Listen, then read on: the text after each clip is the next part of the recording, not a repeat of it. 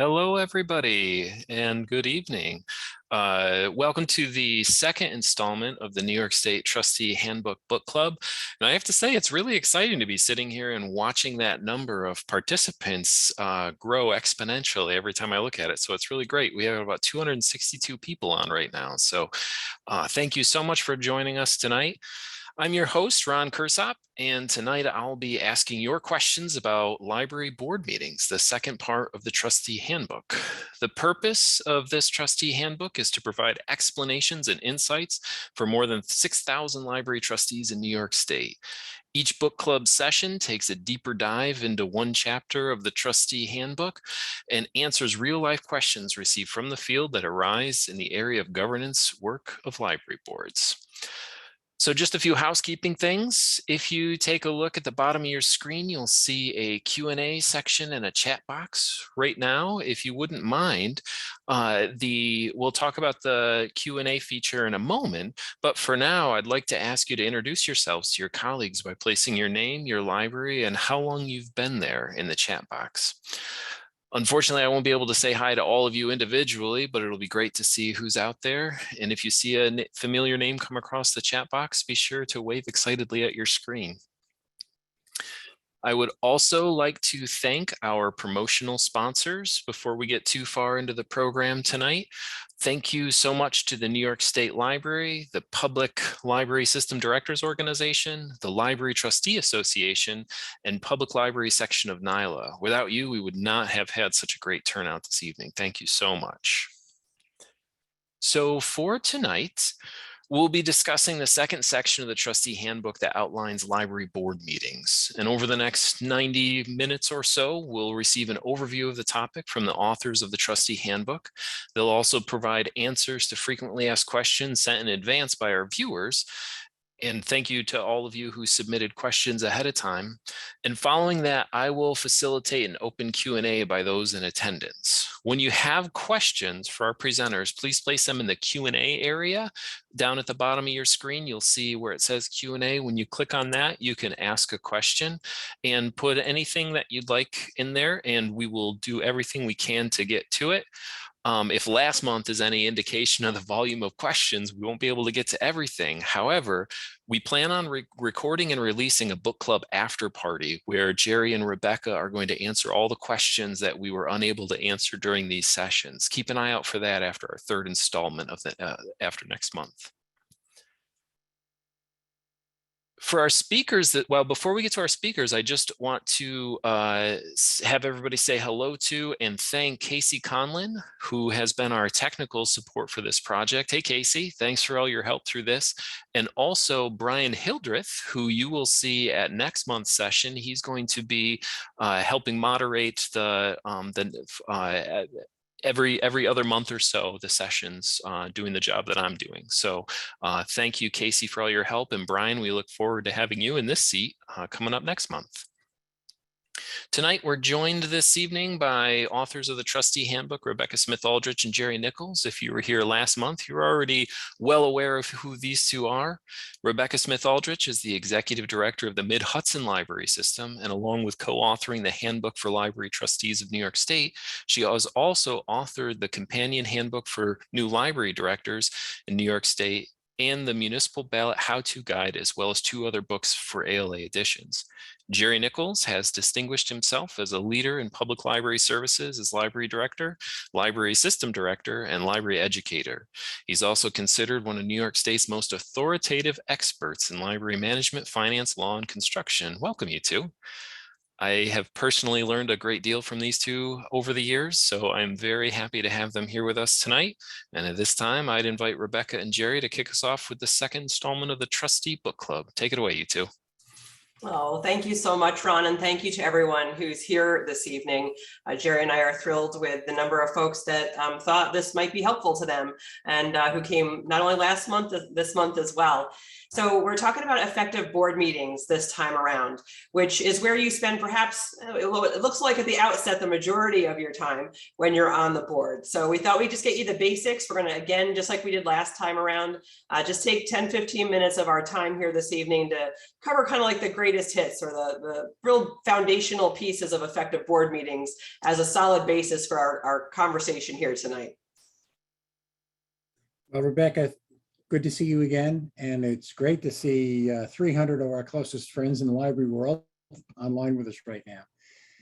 I just want to start out with this one thing that we carry on throughout the handbook and throughout all the training. I know both Rebecca and I do. And that's about respecting the institution, the public, and your time. Last month, we talked about being a trustee and that you've been entrusted by your community with this valuable, priceless organization. And you got to take that job seriously. And that's why we say respecting the institution. The meeting is not about getting together with friends. I hope they are friends. That would be nice. But sharing the pictures of your grandchildren or your latest river cruise down the Danube, that's why they invented parking lots. Share that outside. When you're at the meeting, it's about the library. And the same is true that the institution is respected, and you need to respect the public. Those people that want to know what's going on in the library, even if you don't like what they're telling you, respect them because it's their library. They own it too. And as to your time, I think we use a little rubric within the handbook. If your meetings are running 2 hours, you're not doing a good job. They're too long. If you're like the rest of us, especially at my age, you're ready for a nap after 2 hours.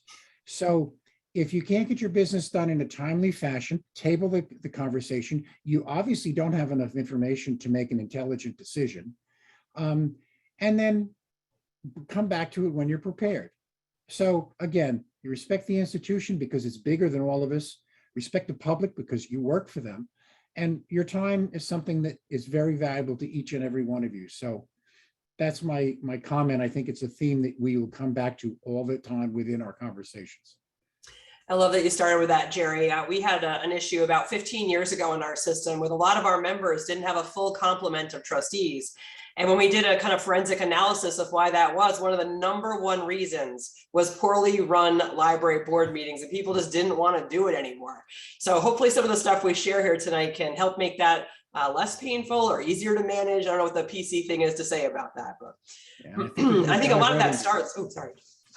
All right, dive into it. So a lot of that starts with making sure people understand their roles and who take responsibility in the appropriate areas. So just right off the bat, making sure the leadership of the board is very, very clear on who does what and when can make everything go a lot smoother. So my first tip for you here is to make sure you take a look at the bylaws of the library. There might be very specific tasks already assigned to some folks on your executive committee or even the director for library board meetings. Or if your board has adopted library rules and procedures for board meetings, that's also a clue for where you find who does what. But many of you will find you don't have any guidance in either of those types of documents. So we just wanted to give you a fighting chance here. Your board president is presiding over the board meeting. This is your chief facilitator. This is the person that's making sure you're following the agenda, getting through it in a timely manner, facilitating conversations in a way that makes sure everyone feels heard. And when you're not able to get to consensus relatively quickly, knows when to call the question and use Robert's rules effectively to get the business of the library done in that timely manner that Jerry mentioned. Now, your director is going to be your technical advisor throughout the meeting. So not only are they probably going to draft your agenda ahead of time and hand that over to the board president to see and riff off of before it goes out to everybody, your director is the person who you pay to be there every day and understand what's going on at almost every level of the organization. So as the technical advisor, they might be called upon at any point in that meeting. But using the director's time effectively means making sure everyone's really clear about what's going to be talked about at that meeting. So adequate research and reporting is done ahead of time. Putting the director on the spot in the middle of a meeting, usually, I mean, sometimes they'll knock it out of the park and help you and get you to the next level of that conversation, but making sure you're using your agenda effectively so you're having informed conversations is really the best use of everyone's time. Now, the secretary obviously is charged with ultimately producing the minutes of the meeting. Sometimes that actual drafting of the minutes gets assigned to a paid staff person, but the secretary should be overseeing that process, if not writing the minutes themselves, and ensuring the minutes really focus on actions taken, not the diatribe back and forth, he said, she said, this happened. Then we had snacks, right? No, we're just capturing the actual actions that were taken by the board in a way that tells the story of the business of the library. If you have a paid staff person doing the minutes, I will just say that in a perfect world, that paid staff person is not the director. The director really has to participate at a different level at your meetings, and asking them to take the minutes and be your technical advisor and make sure everything goes well is a little too much for probably one person in order to have them participate at the right level in the discussions that you're going to be having. Jerry, do you want to add anything on this one? Just that I agree with you. If at all possible, get a staff member to take those minutes and then have the secretary review them, because we want every trustee to be able to fully participate. And again, the role of the director, they're your partner. They're not, if they're sitting there quietly, not saying anything, then you're not getting your money's worth out of them. And if you're not letting them say anything, then you're misusing the skills and talents that you hired to help you run this place. So I think we'll get back to the minutes again, I think, because we'll be talking about open meetings in just a few minutes. Okay, meeting management. Rebecca mentioned the agenda. Now, the agenda actually is getting even more important with recent changes in the open meetings law that we're going to come to in a minute. But you should have a set agenda that is established and is the same just about every month. Yes, new business is new business, but the order of business is important because you need consistency within within the operation of your organization, month to month, year to year, decade to decade in many cases. I think it's critical that you get those things out ahead of time. I think we in the trustee handbook we tell you should have the whole thing a week ahead of time. Now this is going to get tricky because with the agenda you need to get all the memos and material necessary for you to make a good decision. Granted, some of the financials will not be available a week ahead of time. That's fine, but the bulk of it will be. And as to what topics are going to come up, any committee reports, that should all be available to you to review ahead of time. It is very discouraging for everyone who's done their homework to get to a board meeting and have a board member say, oh, wait a minute, I got to read this. I literally had again, stories were librarians, stories. I went to a meeting once where we had finished a long-term contract negotiation with our union. And one of the board members, I gave them the contract, and one of the board members said, oh, I haven't had a chance to read this yet because we have a 20-minute recess while I read it. And the board president was great. He says, no, sir, why don't you just sit back, recuse yourself, and we're going to vote on this thing. And I felt like applauding my board president for knowing how to run a meeting, because come on, you're wasting my time you're wasting my time as a trustee when you haven't done your homework. Quorum of the whole, this is critical, especially those of you who, as association libraries, have been working under Robert's Rules of Order. A quorum of the whole is, no matter how many board members you're supposed to have, it's more than half of that. And many of you have large boards with vacancies. The vacancies count. So if you have a board of, the simplest thing is if you have 7 people and 4 show up, you've got a quorum. If you have 7 people and 3 show up, you don't. It's that simple. But beyond that, it's not just the quorum, it's how you can pass a motion. Those of you that are public libraries already know that you need a majority of the whole to pass any motion. The last time we did we reviewed the trustee handbook, we were relieved to get a very definitive answer from the state education department that rule applies to association libraries as well. No matter, even if you say we go by Robert's Rules of Order, you need a majority of the whole, including those trustees that aren't there and those trustee seats that are empty. There is a little quirk that started a decade or so ago when the state began to, I think, actually encourage some libraries to change their charter where you could have a range of numbers of trustees. Rebecca, I think you've had experience with this. We talked about this some. So that Rebecca did a lot of homework on that. And the bottom line is the state, if you do have a range of trustees, in other words, 7 to 11 or 9 to 15, or even 5, 5 to 9 or whatever, you better put in your bylaws exactly how many trustees you're using right now and approve those bylaws, because because if you don't do that, then what is your quorum and what is your majority of the whole? It's a good question. Rebecca, I'll throw Robert's Rules of Order, since you're the association library expert in the group. Well, I like that you mentioned the fact that Robert's Rules of Order defines a quorum differently than New York State law does for libraries. That's an important distinction, and something you see us refer to throughout the trustee handbook is not only being aware of what type of library are when you're applying law to your situation, but also understanding the difference between nonprofit law and practice, and what education law or public officers law is telling us is appropriate for public libraries and association libraries. So Robert's Rules of Order, for the most part, are very, very useful tools for you. This helps you, and you'll really find in your bylaws, most libraries actually say they've already adopted Robert's Rules of Order, and most of you even follow your bylaws and use Robert's Rules of Order. Where they're useful is getting the business done, right? Moving an issue, calling discussion, calling for a vote. So we're actually going to share with you a little cheat sheet on Robert's Rules of Order if you're not familiar with it. I personally own the whole 800-page book, and it's all earmarked and noted. That's how often I use it. But you can get by with just knowing a few simple rules in Robert's Rules of Order, to actually call a point of order, to bring people back into the fold on the agenda, to make a motion to move business forward. For board presidents, it's always important that you have someone make the motion, second the motion, then have discussion. We often just dive into discussion without having agreed this is something we all want to talk about. So that's a very key way to manage the agenda and manage time, and to also make sure that someone who might be a problem behavior person who just keeps saying the same thing over and over again or dominating a conversation, Robert's rules can be used effectively to move the conversation along, to make sure all voices are heard during a discussion, and to call the question when you've really kind of saturated the discussion and maybe have gone on a little too long on a discussion item. So it's very, very effective when used properly. So if you're not that familiar with it, it might be something to grab that cheat sheet we send you, or take a little class on it. It can really change the pace of your meetings. Excuse me.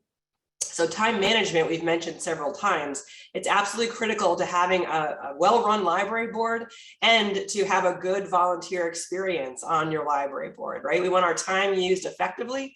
We want to make a difference on behalf of our communities, and good time management in our meetings is really essential. Some boards go as far to have a timed agenda.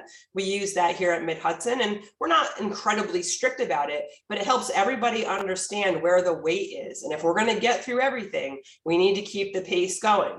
That doesn't mean we short shrift something. If it needs more discussions, we can make a decision on the spot and give it more time, or say, you know what, we're gonna have to table this one the next time because we need a little more research done. But again, doing that deliberately and ahead of time and thinking that through makes for a very well-run meeting. So talking about open meetings law, which Jerry alluded to before, just excuse me for 1 second here. So all libraries fall under open meetings law. I can't tell you how often I've had to say that in my career. But under public officers law in New York State, all public libraries automatically fall under open meetings law, and education law has a nice little bit in it that makes it very clear association libraries do as well.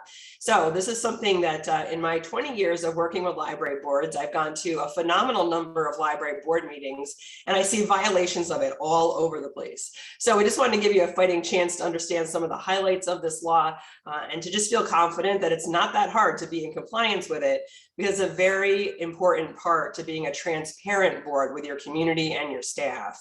So making sure public notice is given of the meetings is required. So this means having it published in your newspaper of record, which of course means you have to name a newspaper of record at your reorganizational meeting. Excuse me. You don't have to pay for a legal notice. You just have to prove you sent it to your newspaper of record. You also want to post that to your library's website and in the library building. Executive session, this is when you can have the public dismissed from this meeting, right? So the whole idea of open meetings law, it actually used to be called the Sunshine Law, is that the public has the right to come and watch the board do the business of their library. So making sure they know when it is under notices, and then having them in a place where they're accessible, either online at this point or in person. And then when you have an issue of a sensitive nature that's allowable by law to dismiss the public from the conversation is what's called executive session. So in executive session, you have 8 reasons defined by law where you can use executive session and ask the public to leave the room. I'm going to tell you right now, only 4 of those really apply to libraries. And honestly, only one of them comes up pretty frequently, which might be the personnel reason for going into executive session. When you attend workshops that are done by the Committee on Open Government, which is the agency that oversees this law for the entire state, they will tell you very clearly, you can't just say we're going into executive sessions for the reasons to discuss personnel. You have to be specific. You have to say specifically, we're going into executive session to discuss the results of the director's performance appraisal or whatever the other issue might be. You might also go in to discuss a legal strategy or a real estate purchase, but many of the others just don't apply to libraries. So just a key tip that executive session is not just for something that makes you uncomfortable. You can only ask the public to leave the meeting for reasons that are defined by law. So being careful to use that strategically and sparingly, I think is very important, because the minute you go into executive session, you call into question, what is the board up to? So you want to be very clear, very transparent, and don't spend a ton of time in there. Be efficient about it and come out and report on what's happening. So Rebecca, again, the public, yeah, Jerry. Go ahead. Let me just chime in. One of the things that most boards have a real problem with is, yes, you can go in executive session for collective bargaining discussions, but the Committee on Open Government has found time and again, just to go in and talk about next year's raise for everyone is not under executive session. If you want to talk about an individual person's performance, yes. And if you have a reporter at the meeting, they're going to ask for that kind of detail, not who it is, but just that it was an individual. So it's a little difficult if you want to go and bandy back and forth about the general raises that you want to give to folks, but technically they are not covered under executive session. The other quick comment I'd like to make, and it's a courtesy to the public, is that all too often I know Rebecca and I have gone to meetings, hopefully not of libraries, where the board, let's just say a board of education, we can pick on the schools here, they call the meeting to order and then they immediately go into executive session for an hour and you're standing out in the hall cooling your heels. That does not promote a positive view of the board by the public. So I warn you about that. And I'll take that as an opportunity to move into the rights of the public. If you don't mind, Rebecca, I'll give you a breather. As Rebecca said, these are originally the Sunshine Law. It's the right for them to observe you. These are not public hearings. The term public hearing actually has a legal connotation. You are not literally asking them to comment. You may give them the opportunity to comment, but they're there to watch you work, not tell you what to do. If you're smart, you're going to invite their comments. And if you're really smart, you're going to give them an opportunity in the beginning of the meeting. So that those that want to just say something and leave will get out. And at the end of the meeting, so those that have paid attention for the hour or so that you've been there can have a right for comment. But they should not be commenting throughout the meeting. There are boards, and I know Rebecca and I have both worked with them, where they think that the board should have something to say about every motion before the board. And those meetings will take you for hours. They become public performance examples. So be careful of that. The model I've used for rights of the public and public expression, if you go to a Board of Regents meeting in person, they'll sit in one room and you'll sit in another with a glass wall between you, and you watch them and hear them, but you have no opportunity to have a conversation with them or debate with them. And one last thing about rights of the public with public expression, you should all know this, but there's two things. If they come up with a complaint or a suggestion, you as a board member have two responses. Thank you, or we'll refer that to the director. Do not get in a debate. Please, that's not the time to get into a debate. It's a time to accept their suggestion, their idea, their complaint, and get back to them on it, not to spend everyone's time to debate back and forth. The second thing is, you should do it now rather than later, but you should have a board policy for public expression. How long can the public talk? 4 minutes, 5 minutes, fine. You can't limit who talks. It doesn't have to be a member of your community, but you can limit the amount of time that they talk. It's important to do this before you have a crisis. Indeed, we've counseled many times, if you have a controversy at your library and all of a sudden 30 or 40 or 50 people show up, you can actually call the meeting to order and create a policy on the spot for limiting the time for the public expression. But you need to be able to defend your right to have a good, productive, professional meeting. So be aware of that. I think these days you've probably been reading in the papers how difficult the school boards are having to conduct their meetings. So you need to keep that in mind. That can happen to you too. Special meetings? Yeah, so special meetings, this issue can come up when an issue comes up and you feel urgency around meeting as a board. The law certainly allows for a special meeting to be called. The advice from the Committee on Open Government is to give at least 72 hours notice, 72 hours notice, except under extreme circumstances. So I always use the example of one of our libraries here in the system where they gave me a phone call at very, very early in the morning. And it was a board president I have very fond memories of. And she said, Rebecca, can we meet like right now if we had to? This is like at 5 o'clock in the morning.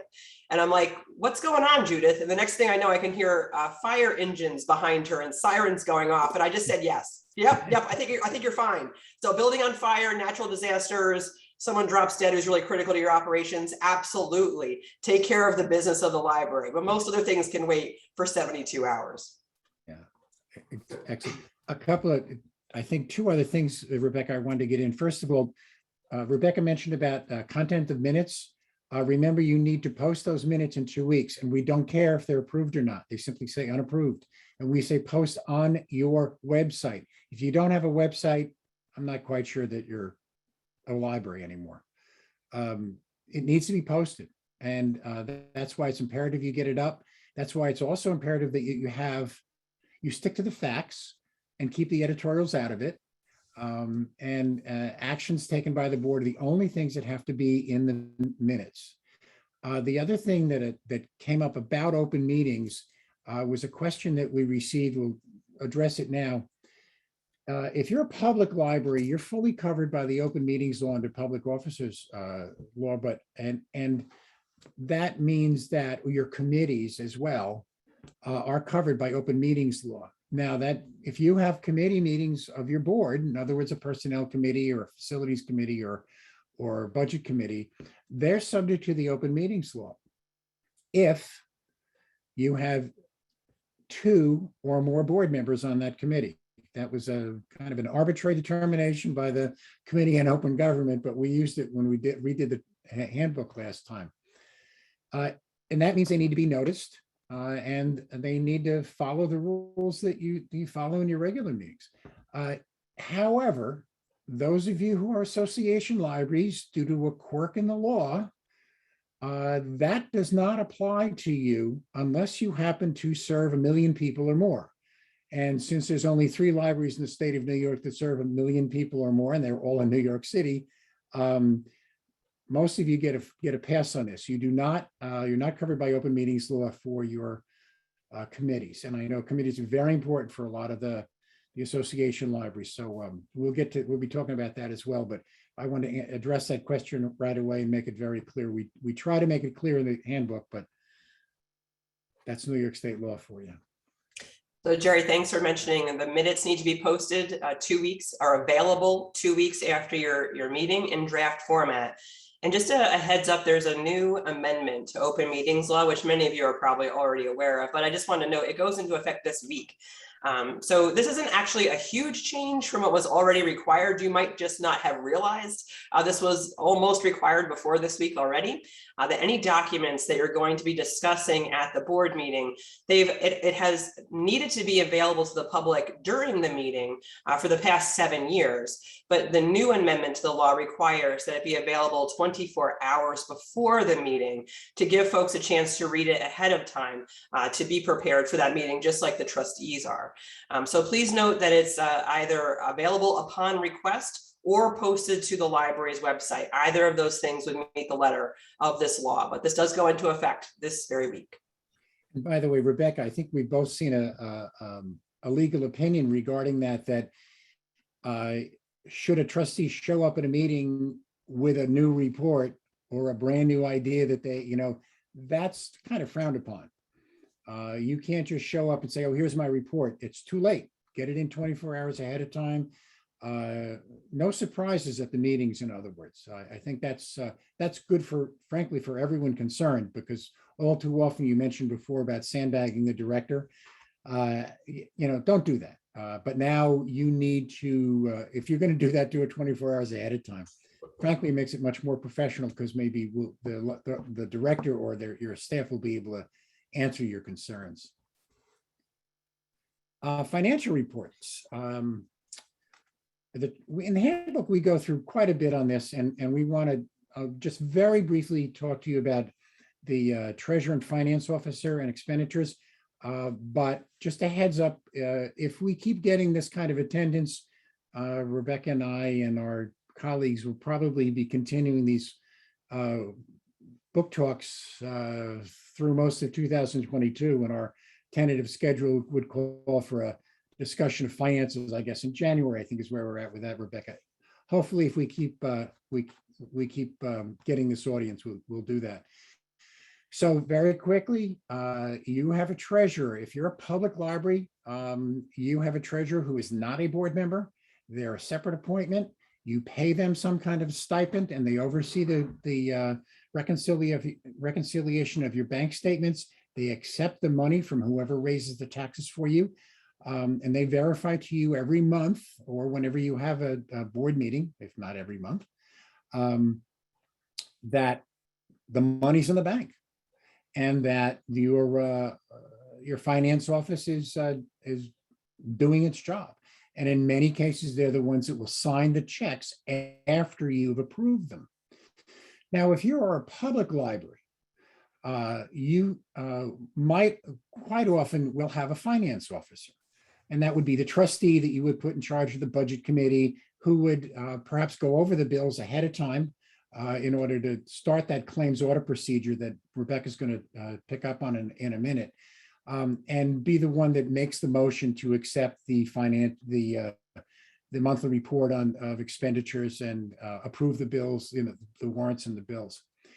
Association libraries, again, since you're not technically public and you're not a public officer as a trustee of the association library, many of you have a board member who's a treasurer. Fine, but hopefully they still provide that same level of oversight as the treasurer does for a public institution. That means they look at the bank statements first, and they have they're familiar with the way that your financial office works, and that's very important, because moving to the next issue, you as a board must approve all expenditures. And I'm going to repeat that, all expenditures. And this is a surprise to so many trustees I've found over the years. And it's simple. It's in Ed Law 259, Subdivision 1, there are countless interpretations that basically say that's your job. Now, that's pretty straightforward. If you're a school district library, if you're a special district library, if you're an association library, you need to approve those expenditures before you send the checks out. Many of our municipal libraries, they don't send the checks out. Their village or their town or their county sends the checks out. And it's still within the law that they, as a board, are supposed to approve these expenditures and then send them on for payment to the municipality. You're a separate legal chartered institution. That's the way it's supposed to be, but that's not the way it always is. In our perfect world, it's the way we'd like to see it. That said, if you're happy with what you've got, I would understand that your responsibility is to understand where the money is. I've certainly had examples where I've had municipal library directors have called me up and said, well, we keep our own books and the village keeps its books, but they always say we spend more money than we think we do. And what do I do about it? And my answer is get out of being a municipal library. I know that's flippant, but you need to, that's who you're sleeping with, is your village or your town and whatnot. And we do have a question from a respected colleague of ours in one of our large urban libraries. From the time it was created over 50 years ago, their county has paid all the bills. They're the ones that approve everything. And it's hard to say to someone, well, change the way you've been doing it for half a century. As long as you find that it works, fine. But all too often our municipal libraries do find that they're being taken advantage of. And I will go off a little tangent.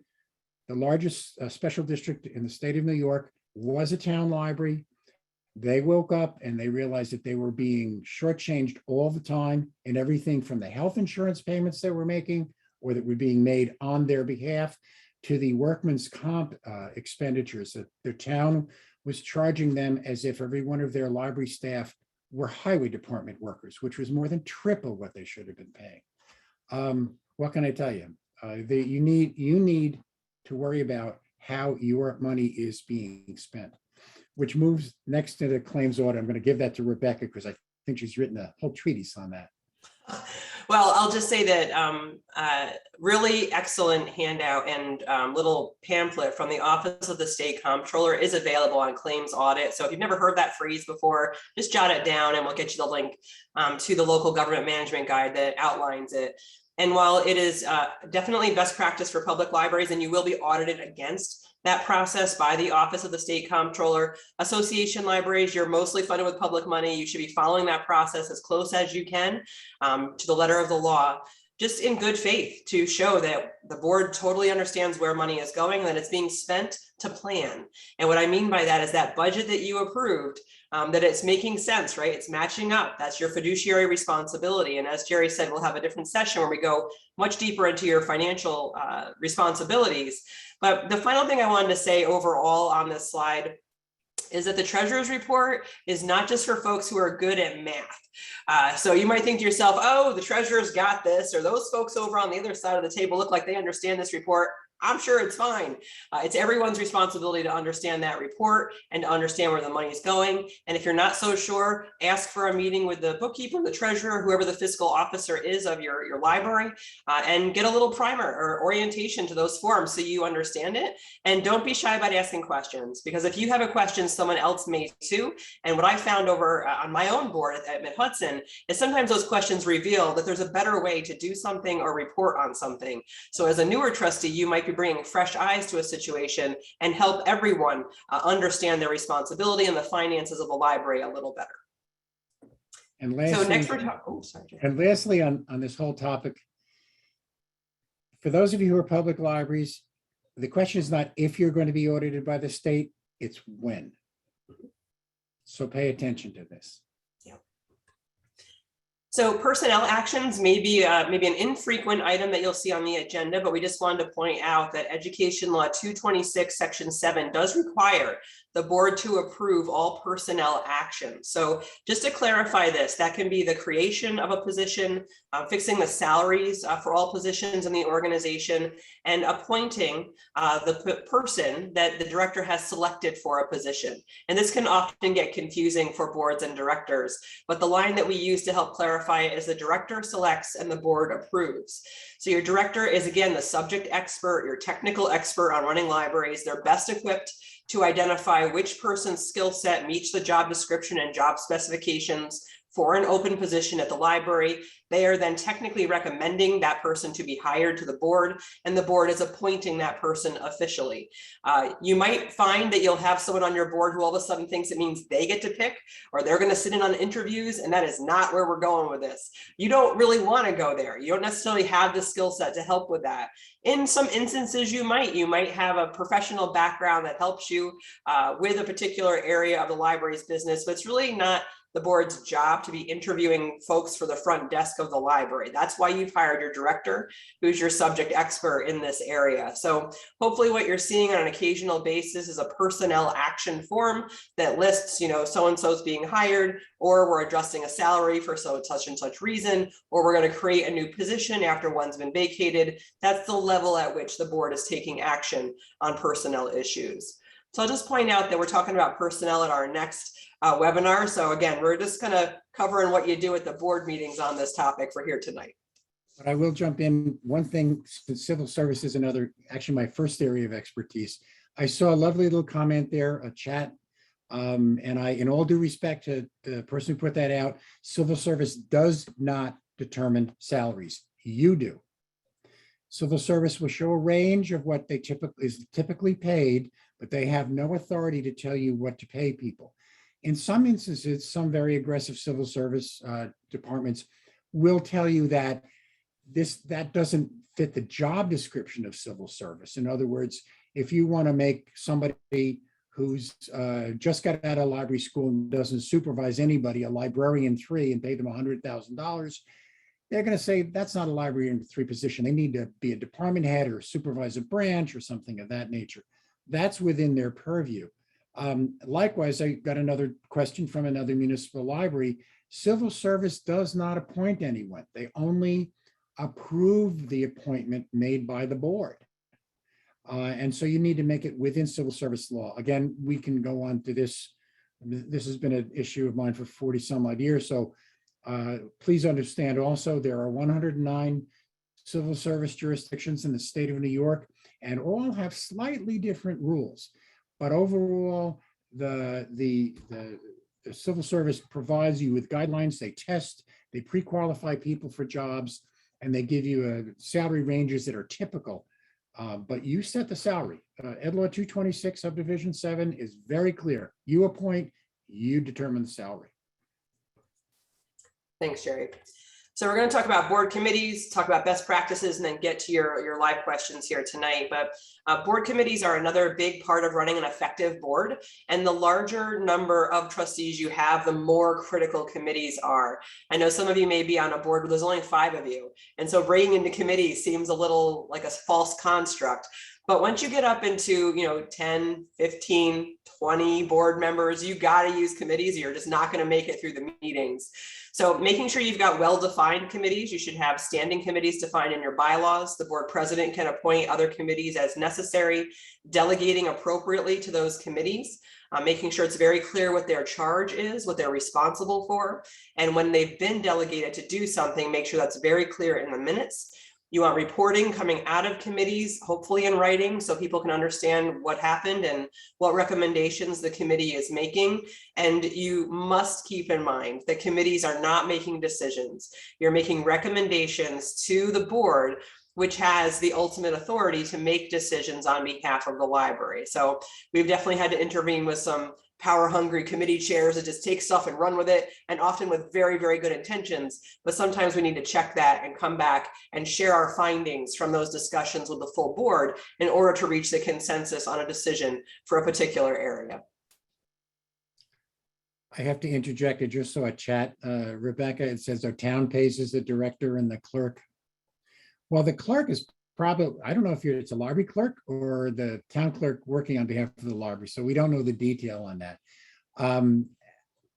It sounds to me like you're in a municipal library, and there may be a little bit too much, you might be too intertwined with your municipality in by law. And in the best of all possible worlds, Joan, I think you are supposed to hire the director, and you're supposed to determine the salary. But in your case, your municipality obviously tells you what your budget is. So that's something that's sometimes on individual basis you're gonna have to work that out, and I'm not sure we can get into that kind of detail tonight. My last comment about board committees is fewer the better. Well, Jerry, just to follow up on your attempt to help the person in the chat in the municipal library, we have a very nice collection of Office of the State Comptroller opinions on the relationship between municipal libraries and the municipality. So for anyone out there in a municipal library, just shoot me an email. I'm happy to send you that little collection because they are crystal clear on the separation of the finances and the human resources responsibilities between the municipality and the Board of Trustees. So I think it's very clear, and I think there are certain folks that want to retain control that think it's not clear, but trust me, it is actually very clear.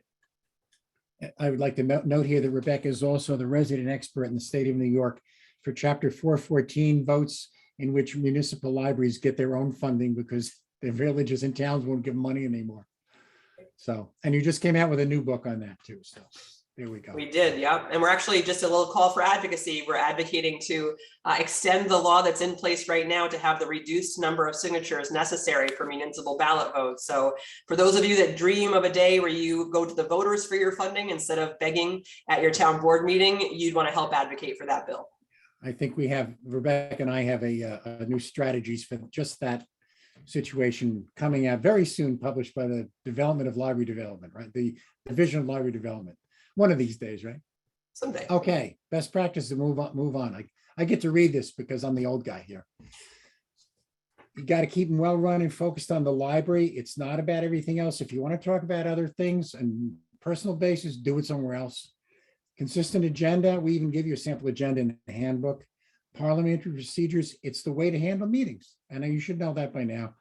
Deal with the issues right away or table them. You don't have enough information. If you're discussing one issue for a half an hour or more, unless it's some huge thing about, are we going to pay, are we going to go out to the community for a $12 million bond? Okay. But most everything else, you should be able to have the information ahead of time.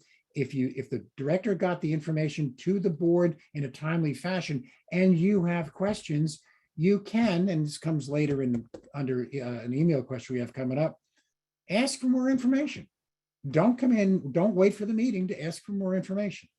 Allow for public expression, but it's board authority. You are the board. The public is not. They're there to watch you. And they're there to comment if you want to let them, but it's your library. You've been given that authority. If they don't like it, they'll get rid of you and they can run themselves. Respect for the institution and the people that work there, please. All too often, we find some trustees seem to show disrespect to the people that work for them and the institution, and that's unfortunate. And frankly, part of the respect for the institution is show up. If you can't make board meetings, find something else to do and get someone else to be a trustee of your library. My final comment. All right. So I think we've talked for long enough. We're very anxious to get to questions that have been sent in here and that Ron has prepared for us. And I know some questions have already come in here this evening as we've begun to talk here. So Ron, I'm going to flip it over to you to help us get through the rest of this evening in a way that's helpful to people.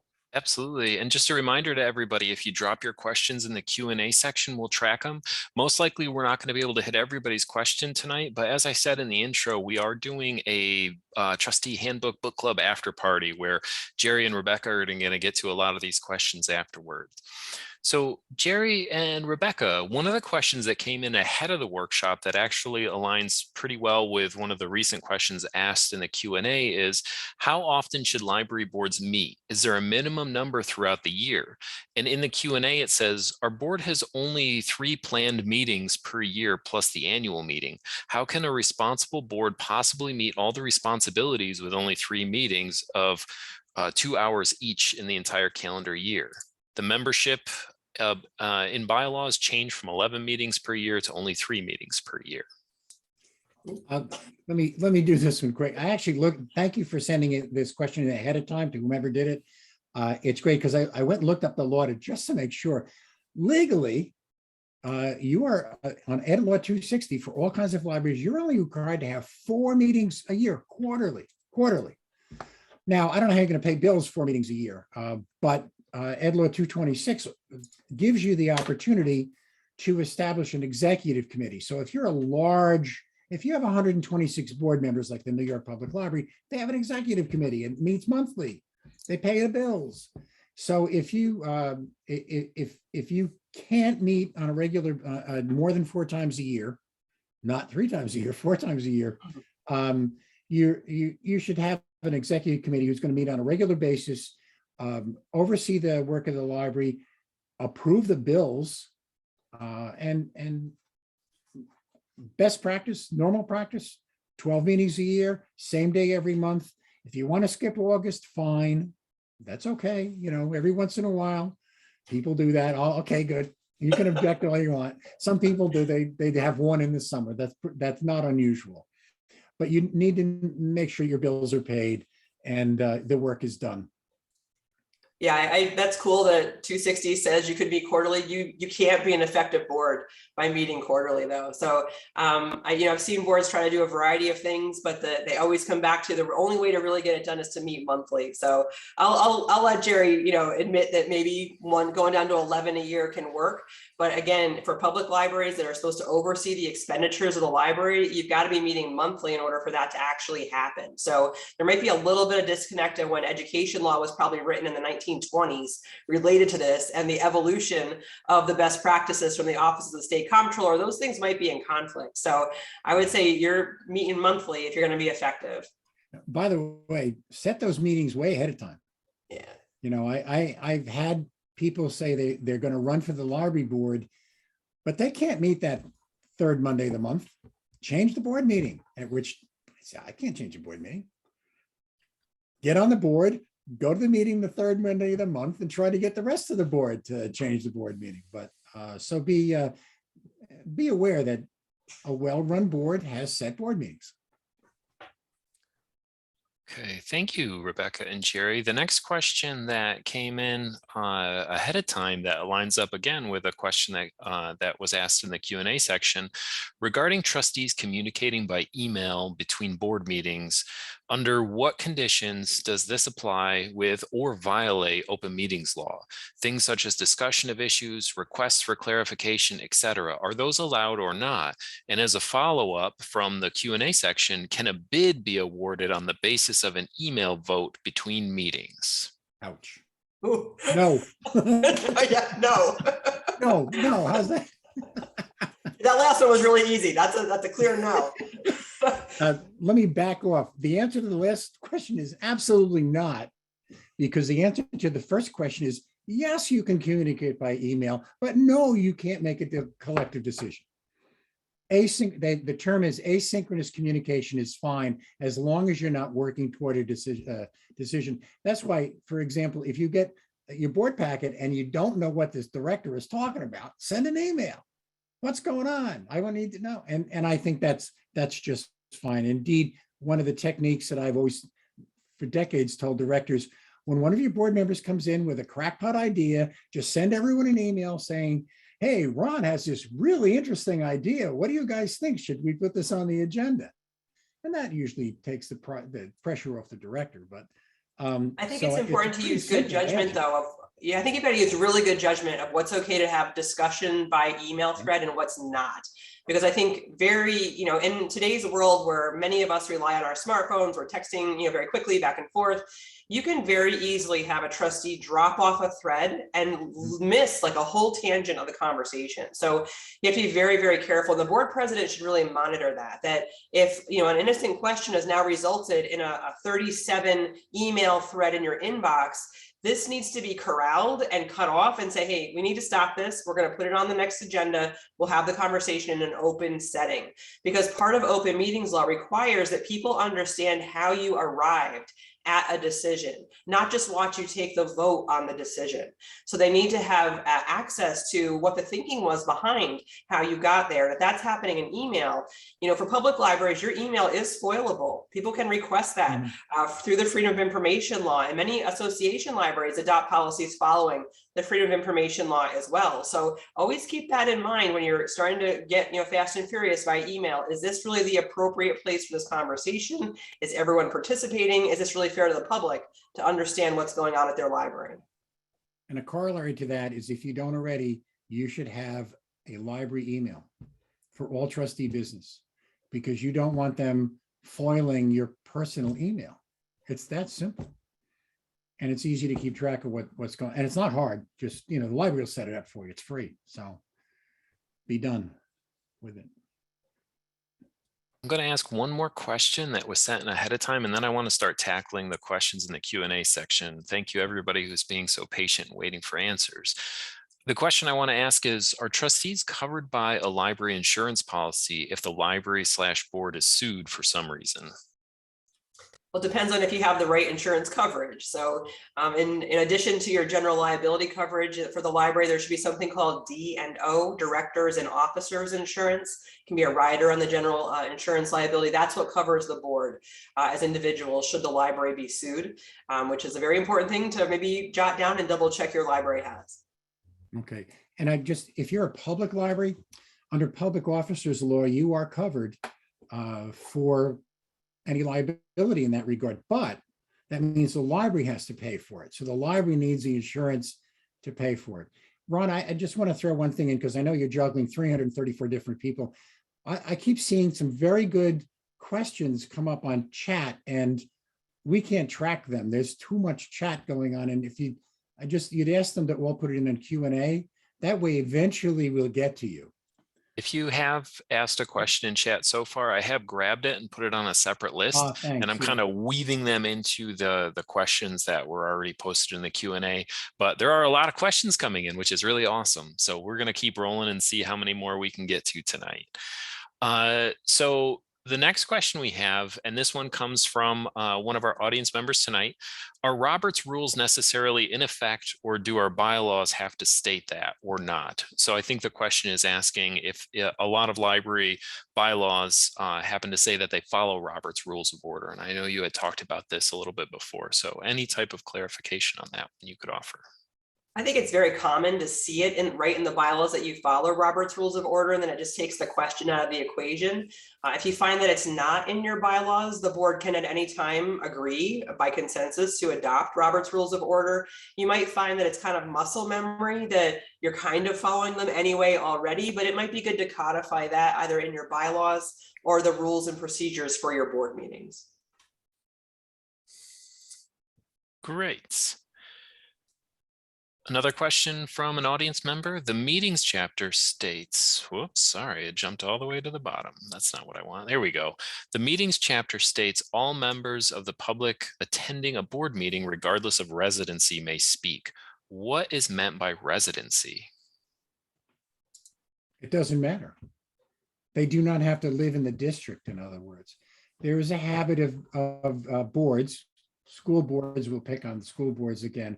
When someone wanted to speak at a meeting during public expression, they would make them stand up, say their name, and give their address. And that was determined to be inappropriate by not just by the Committee on Open Government, I believe by the courts. So that their residency is not required. They can be from anywhere. This is America, and there is a First Amendment, and residency isn't a requirement to speak your mind. So the next question we have, it sounds like it's confusing a couple different things that we have talked about already tonight.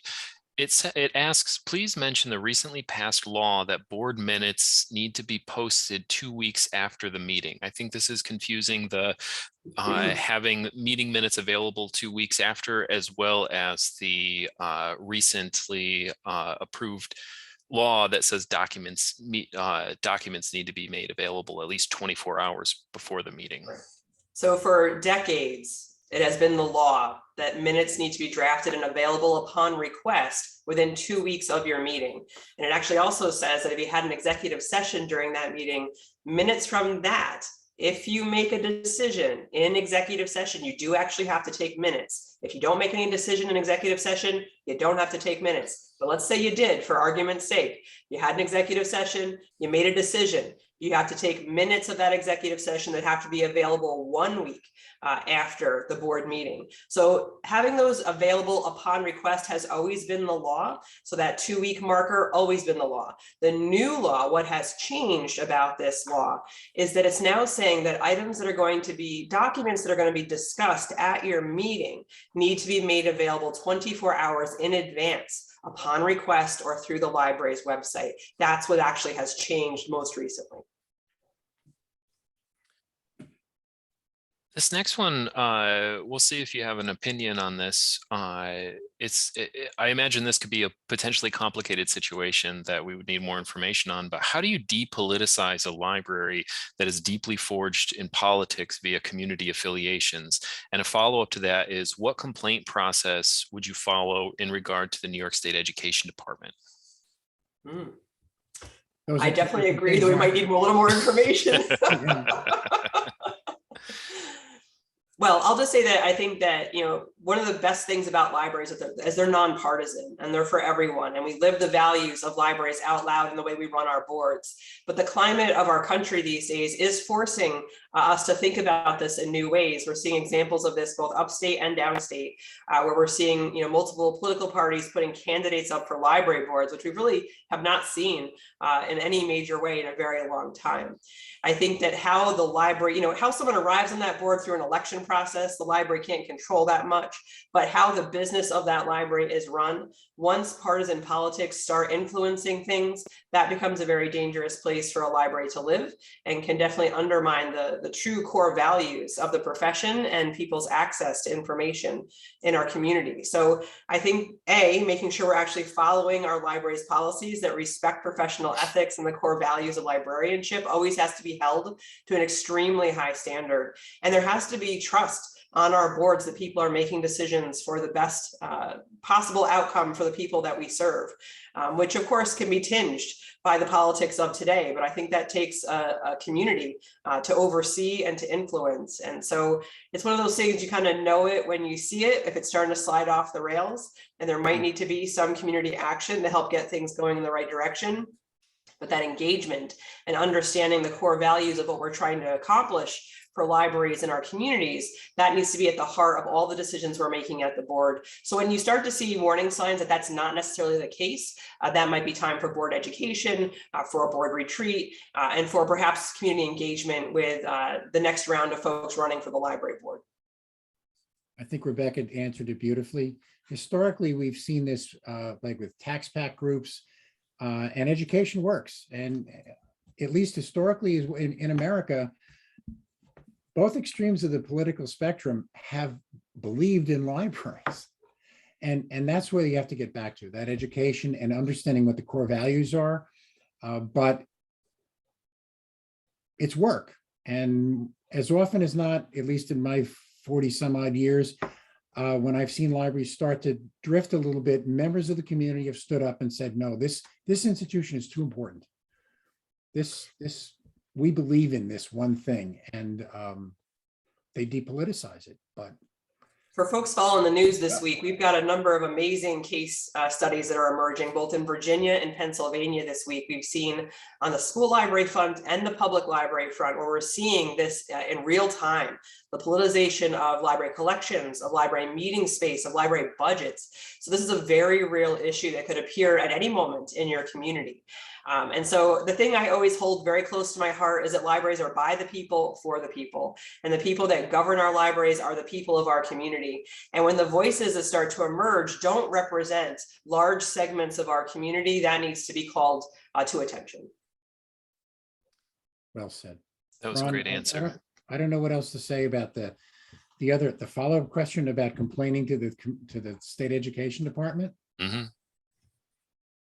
Well, there's a process. You can write letters to the Commissioner of Education. If it's about a library, I would hope that you would involve the library and the library system. And they will handle your complaints. I think there actually is a place on the website for complaints about schools and libraries on their website and whatnot. Mostly, as I've said before, those complaints tend to be about conflicts of interest, but go through the process, but include your public library system, it may be, you may be able to get some result, but we don't know what the details of that issue are, so we can't really comment. I think that that was as best as you could do. So thank you so much. That was a great answer from both of you. The next one is a question that asks, how would you recommend getting the patron / public to attend board meetings? Currently, the public does not attend board meetings. That's okay. I don't mean to make light of it, but it's not a failure if the public's not showing up.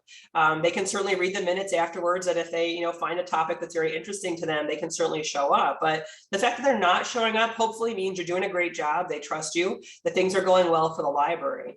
If you're looking for community engagement, I don't know if the board meeting is the best place to achieve that, as we talked about at the last session. Yeah, I agree. And I for decades, I've heard the same thing. Oh, we don't get a lot of people voting on the library budget. I say, well, how does it win by? Oh, 70 or 80%. I said, well, then what's the problem? The problem is that most of the people assume the library's going to win. They're happy, and so they're staying home. If you have a challenge, they'll show up.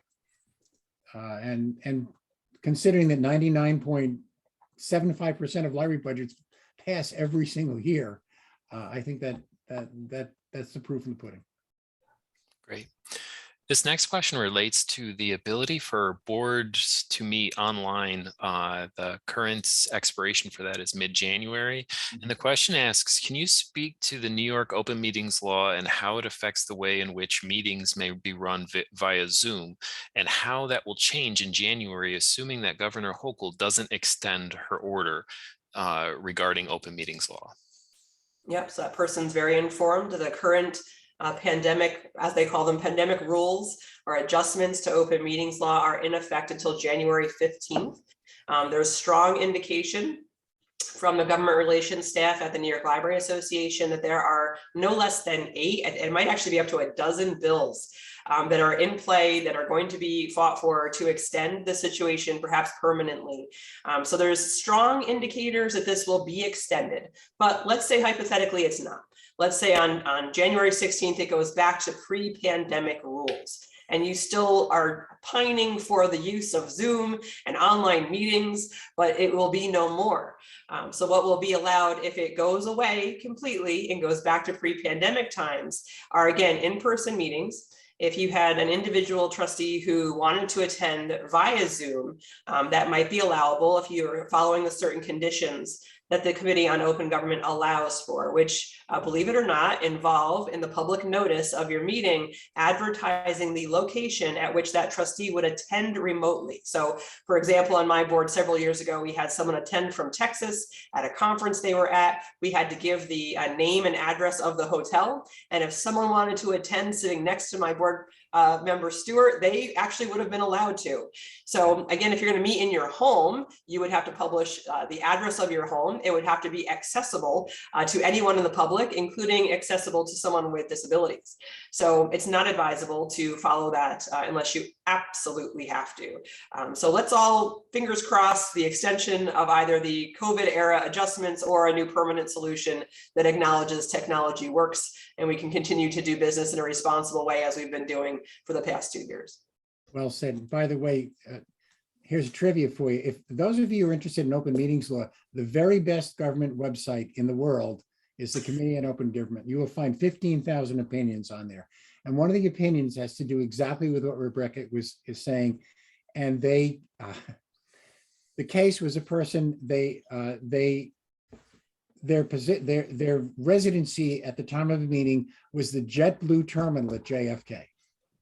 And it was determined to be legal because they said, I'll be waiting for a flight in the JetBlue terminal at JFK, gate such and such. That must have been pre-TSA.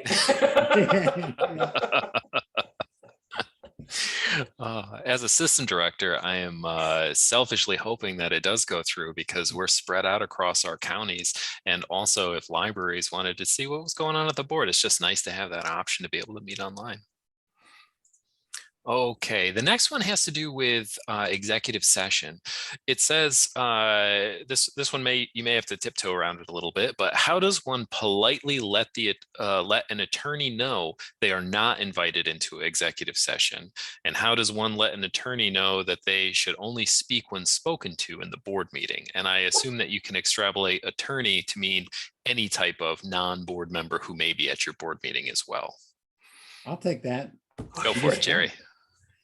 The executive session is for the board, and they can invite whomever they wish in. We always tell them to invite the library director in, and anyone else they wish. But if you can't be that forthright with your attorney, get another one. Obviously, you wouldn't be comfortable getting rid of them then, if you can't even tell them that. So if you don't want them there, then maybe you don't want them as your attorney. I don't know how else to put it. I don't think there's anything else to say. They work for you. So I mean, if you've got a situation in which they're not going to be helpful to you in the executive session, when the board president, when the vote is approved to go into executive session, I don't know if we mentioned that before, someone has to make a motion to go in executive session, has to be seconded. People have to agree to go in there. Once that happens, the board president makes it crystal clear who is staying for executive session. It 100% always has to be all the trustees. 99% of the time, it's going to be your director. You can invite your system consultant in there with you, or any other professional that you'd like. But if they're not invited in, no problem. They're not invited in, and you dismiss them just along with the rest of the public. Ron, I feel something else in this, because I became a director once where the library attorney came to every single board meeting, and they looked at him like the sixth board member. And and as a system director, I went to any number of board meetings where the board would decide on something, and they'd all turn to the attorney. What do you think? No. That's not the way it works. You're the boss, you're the trustees, they're there to advise you. And I don't see why they have to go to every board meeting. What are you afraid of?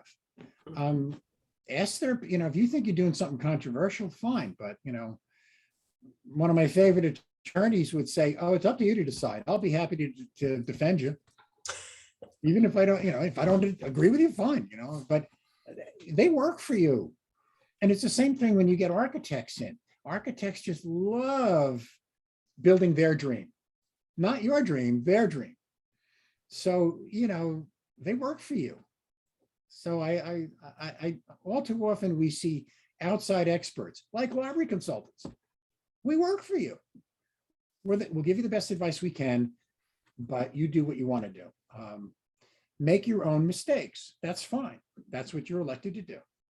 But as Ron said, we were tiptoeing around this one. So I might also say that it would be good to have the director or board president get advice from the lawyer before the meeting to share an executive session. So that could also lessen the awkwardness if you keep having them there and you don't really need them there. That's great. Thank you so much. Jerry, I think you had answered this question earlier, but I'll bring it up just in case there was anything else, because this is one that comes up a lot. What about time limits on public comments? Oh, this is important. And I urge you, even if no one ever comes to your meetings, it's not bad to have a policy at least drafted or get one handy. That's a good practice. Comments should be, you can say comments are limited to 4 minutes per person, or 5 minutes. They should be a limit, otherwise people will take your meeting over. If indeed you have 30 or 40 or 50 people show up, you can change that from 5 minutes to 2 minutes. You'd better, or you're going to be there all night and they're going to take your meeting over. Do not engage in discussion with the questioner or the commenter, because that extends their time. So again, as the board president, and the board president's the only one who should be commenting, not the other board members who are, agreeing or disagreeing or arguing. It's not a debate. They're expressing their opinion. Thank you very much for your comments. 3 minutes, 4 minutes, 5 minutes is a lot. You are just opening up a can of worms if you let it go beyond that. And just, you have the right to make that policy. Simple. Thanks, Jerry. This next question goes back to one of the comments made earlier about meeting minutes and posting meeting minutes. So is there a need of posting minutes within 2 weeks of the within 2 weeks? I thought they just had to be made available. So this one's semantics between available and posting. Could you elaborate on that a little bit for me? Yeah, absolutely. They have to be available upon request, right? So just going back to that separation of what's always been an open meetings law, which is that your minutes have to be available upon request within 2 weeks of your meeting end, versus the new change to the law, which requires documents that will be discussed at the meeting to be available upon request or posted to the library's website. Great. Excuse me, Rebecca, clarification. The new law, don't they have to be posted? Available on your website? Wasn't? It says If you either. have a website. I thought they Never had have a to be website. available. No, there was a legal discussion about this not too long ago, that because it will not cost you anything. It's free to put on your website. So I think the Committee on Open Government is still hesitant to mandate things to be posted to a website, knowing that if you have to pay a webmaster to do that for you, they don't want it to incur a cost for you. But if you manage it, it actually might be easier over time to actually post it to the website. So it's just that evolution of technology, people's comfort with it, and how smaller municipalities and organizations like small rural libraries manage technology. But I think the Committee on Open Government is still being sensitive to. okay, and then I'm going to go off on my own tangent. We're libraries, we share information. Transparency is our business. Don't hide anything. Governments found over the years, once the internet came in, that their job got easier the more information they put out. And that's our job. And all of this freedom of information kind of discussion and open meetings drives me crazy, because this is what we're about. It's a core value. So please don't be afraid to post stuff. Put your policies up, put your strategic plan that you may or may not have yet. The more the merrier. And I often go to library websites and I'm amazed how little they post. So please post as much as you can. End of opinion, editorial. Great. The next one, I love this question because it's somebody challenging a preconceived notion and they're going to learn something tonight, which is great. So the question is that they are a little confused regarding raises not being discussed in executive session. I thought you were not able to discuss personnel in public. Cool. So I think there's a spectrum of discussion related to salaries and raises, right? So at the beginning of the year, I would say best practice is that your board is approving a salary schedule by position. So it's very clear what positions are making how much. If we're talking about an individual, so say the director came to you and said, after the performance evaluation of this person, I'm realizing they're operating out of job specs, we need to adjust the salary accordingly. That probably you don't need to go into executive session about, because it's not particular to performance, particular to job specifications. If you had a situation in which you were someone was coming to you saying, we have a performance issue with an individual employee, we need to talk about discipline, or in the opposite direction, changing the environment for this person in a positive way, that would trigger executive session, because you're talking about the personal employment history of an individual. But salaries in general are not controversial as much as they might make you uncomfortable, but the performance of an individual would trigger perhaps a conversation in executive session. And just a clarification, if the performance is excellent though, and the director wants to convince the board to give them a promotion or a raise, you could go into executive session, but that would have to be in the minutes. So you'd come right out of executive session and pass it in a public meeting. If you didn't, it's going to be an executive session that's going to be public anyway, within 2 weeks. So you could do that. Again, if it's not a collective bargaining issue, it's just general raises, that's supposed to be open meetings. By the way, real quickly, forget raises, but understand if it's anything of a medical nature or, no, that just get that in executive session. Okay. Does it make sense to hire a claims auditor to look over monthly expenditures rather than having a trustee performing this function? I don't think so. On my board, we have a warrant officer, one of the trustees. We have a rotating list of the trustees. One just takes it on each month to review it and report back to our full board, and the warrants are available for them to inspect if any questions come up. It's not as tough a job as people make it out to be. The school boards were required some years ago after the Roslin scandal to hire claims auditor. Library boards were not. And there really isn't any need for it. But the controller, when they started to do library audits, at first had the opinion that every trustee should look at every bill every month. And they have now, let's just say, compromised considerably. And they want to see if there's a procedure whereby a trustee or a couple of trustees do at least thoroughly are familiar with the bills.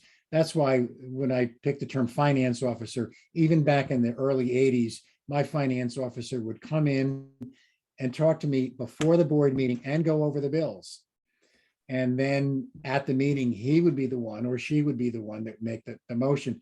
As Rebecca said, I do know libraries that actually have it rotating each month. There's a finance officer, but another board member comes in so they're familiar with who the vendors are and what the bills are. And that kind of set piece process is what the controller is looking for now. They want you to be responsible, your fiduciary responsibility. Again, we'll go over this a lot more when we finally get to a finance talk, but claims auditor for libraries is overkill. We don't have, we're not 100. If you got $100 million budget, okay, fine. Should be so lucky. Can the office manager be the treasurer?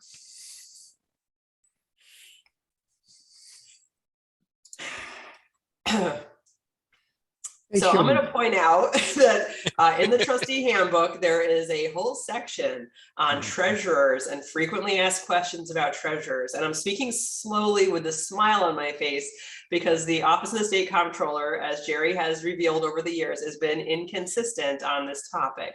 So Jerry, I'm going to let you take it from there, but just point that reference out for folks, the back of the trustee handbook.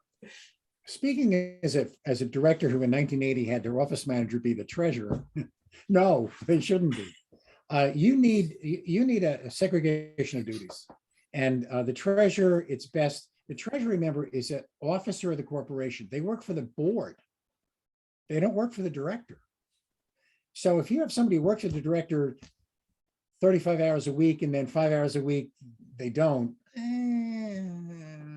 They're too close, and most of our office managers are too close to the business office anyway.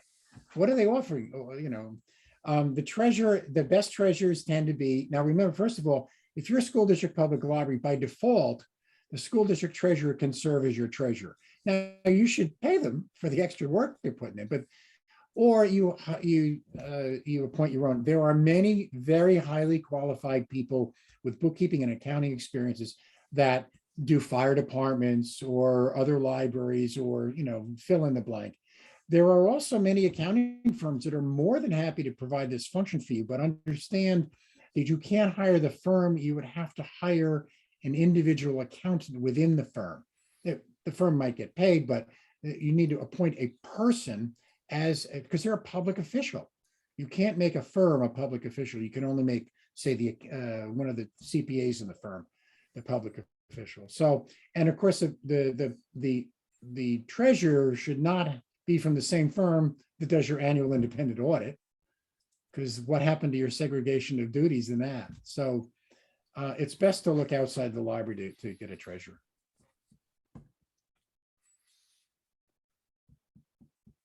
All right.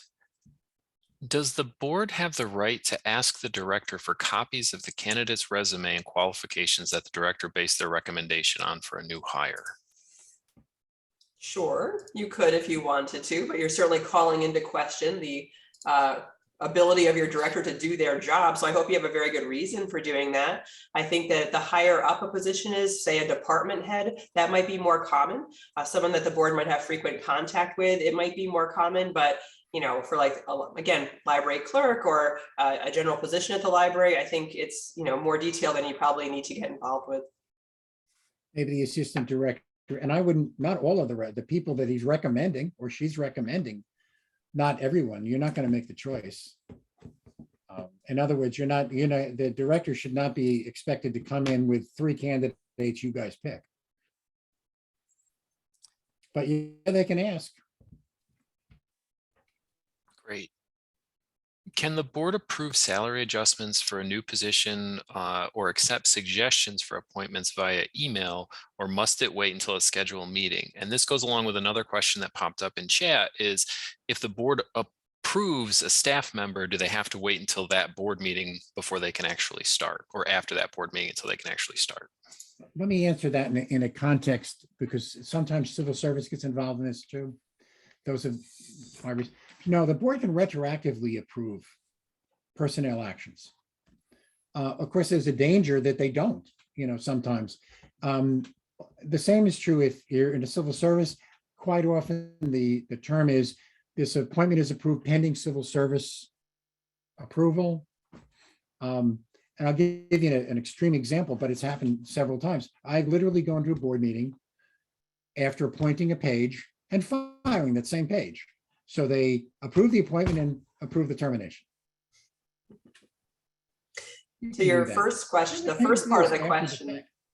Sorry? The first part of the question, though, I would say you can't take any action outside of an open board meeting. So your board is a collective authority, and that collective authority is only triggered when you're in the context of an open meeting setting. Mm-hmm.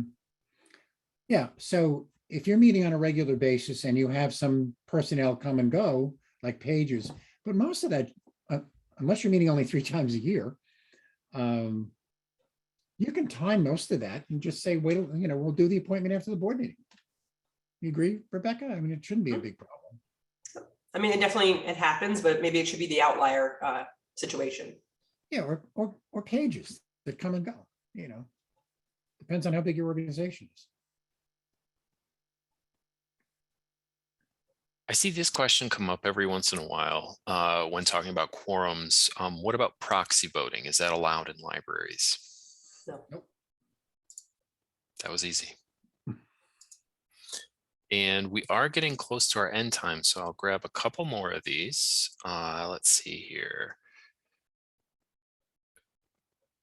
Can the board president ask via email? And I feel like you've answered this one. It's on discussions. Please think about some topic before we discuss it at the board meeting. So sending out an email notice saying, please consider this before we actually get together and meet. Yes.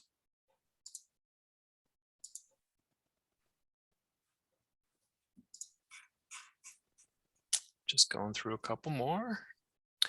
What should the director include in their monthly reports to the board? I love this question because a really good library director uses the director's report to their best advantage. So I would say that on a regular, like an annual basis, the director should consult with the board president of what information is desired by the board in their report. Other than that, I think the director is using good judgment and demonstrating to the board how they are leading the library forward based on the plan that was adopted by the board. So I think for directors on the call, absent guidance from your board, that's a good default position to use. You want no surprises for the board, so you're keeping them abreast of anything that's cropped up between meetings, and then you're very strategically showing them what activities you've taken and the staff are taking to advance the goals set in the strategic plan. But I do advise that, either with the board president or the executive committee once a year, let's just do a check on, am I giving you the information you need to feel like you understand what's going on at the library?